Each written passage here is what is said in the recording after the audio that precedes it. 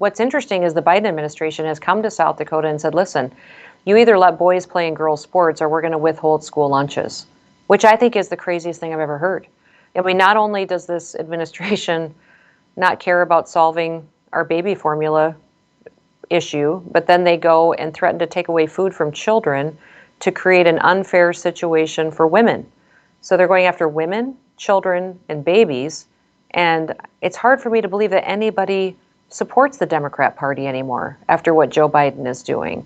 It's amazing to me that to have this kind of a left extremist agenda, that they would go after women and children and literally threaten taking away food in their schools.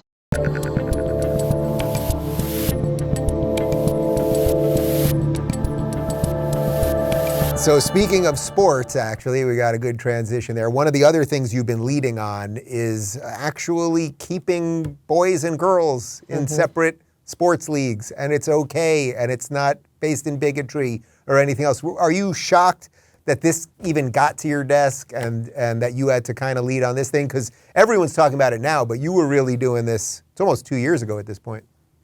Well, I started this fight probably 5 years ago. People don't remember this, but when I was in Congress, the federal government came down and told South Dakota that we could no longer have girls' events and boys' events in the sport of rodeo, which, a lot of people don't pay attention to rodeo, so it never made national news. But to South Dakota, that was a really big deal. It's our state sport. And they told us that it was too discriminatory to have a girls' event and a boys' event, and that we had to eliminate all gender references in that sport statewide. And I fought them. I fought them alone. Nobody really cared at that time about this issue, or they thought it was too politically dangerous to really wade into, but ended up winning that argument at that time. So this is something I'd been a part of fighting for many, many years. When it came to protecting girls' sports, now that it's a national issue, I wanted the strongest bill in the nation in the state of South Dakota, because I know that this is a basic fairness issue. This is about only girls playing in girls' sports so they have an opportunity to be successful and to succeed, maybe win a scholarship, go on and play professionally if that opportunity presents itself, and that biological males should not be playing in their same events. But it's interesting to me to watch the kind of attacks that have come just because, it serves a political agenda. For us in South Dakota, I know that as soon as we passed a bill that was going to be put into statute, it would be challenged in court. And I did not want to pass a flawed bill that made us vulnerable to having it overturned and setting up incredible precedent that would leave us in a situation where I wouldn't be able to enforce this rule in our state and be in a situation where we would always have to have boys playing in girls' sports. So I'm proud of the bill we passed. It was something I authored and the legislature supported, and now South Dakota is the state that has the most strongest and court-challenged will withstand a court challenge the best in the nation. Are there court cases about that right now? I mean, just in the last couple of weeks, one of the things we've covered here is that the federal government wants to come after states that pass bills like this and potentially withhold school lunches from kids in states that do things like this. So you're going to punish the kids who have nothing to do with this. I mean, It's typical of everything going on with this government, but...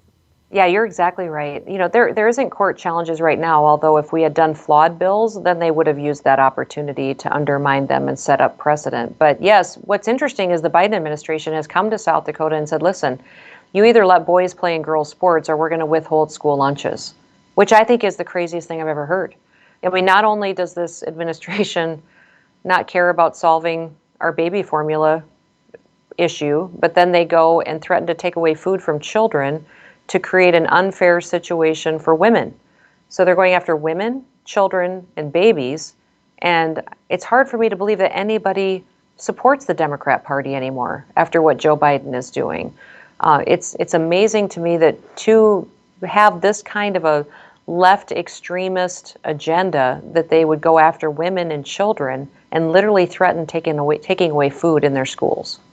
You mentioned Tom Daschle before, who was a Democrat. So when you had a guy like him, who you obviously had some disagreements with when you were younger, of course, but I don't think he was like a crazy, crazy lefty the way they seem to be now. Do you have a sense of how that shifted, maybe how it shifted in your state? And I think everyone can sort of see it at a national level at this point. I would say that at the time he was serving, he would have been a more moderate Democrat. And South Dakota elects a lot of Democrats to federal level. People tend to think of South Dakota as a very conservative state, and that's just not necessarily true when we elect officials to Washington, D.C. Tom was what people probably would call more of a blue dog Democrat, maybe cooperated with Republicans a little bit more. It did catch up with him, some of his votes and his way of life. But when I ran for Congress, I ran against a Democrat that had a very high approval rating in the state of South Dakota. It was a very tough race, one of the top 5 races in the nation at that time.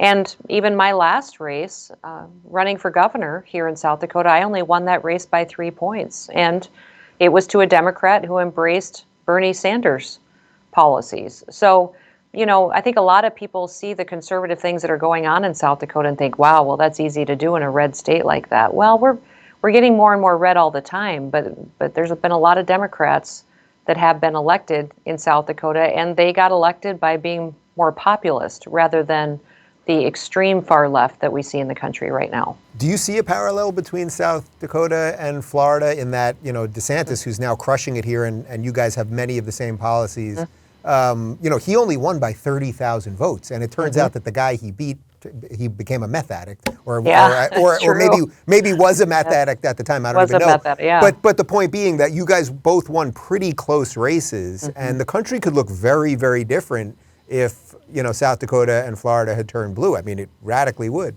Yeah, I think so. Ron and I got elected to Congress the same year. We served for 8 years together in the House and both ran for governor at the same time. We both have very different states, but we do have higher than average elderly populations. So that all got taken into account when we were making our decisions as well, recognizing we had a higher ratio of our population that would be vulnerable.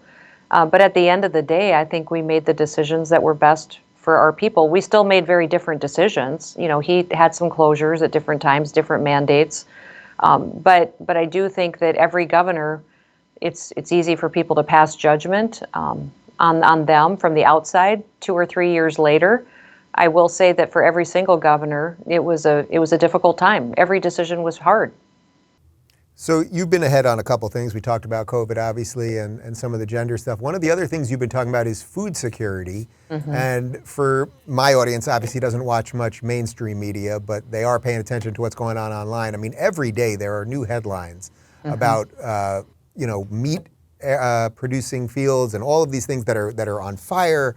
Factories seem to be burning up, that our food security really seems to be threatened right now. There was this weird thing in Kansas with 2,000 cattle dying out of nowhere, supposedly from heat. What is going on here?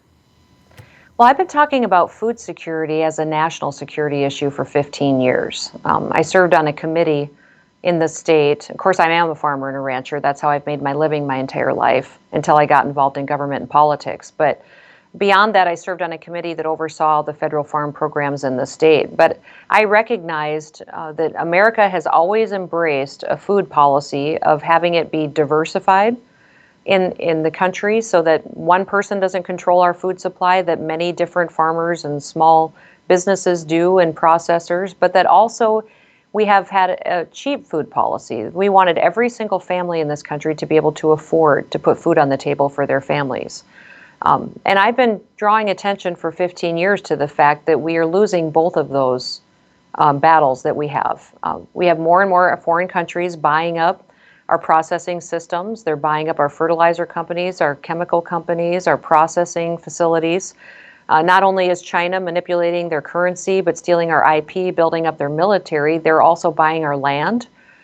They own a lot of our food supply chain system. And when another country controls our food, that is when they control us. If you're looking for more honest and thoughtful conversations about politics instead of nonstop yelling, check out our politics playlist. And if you want to watch full interviews on a variety of topics, watch our full episode playlist all right over here. And to get notified of all future videos, be sure to subscribe and click the notification bell.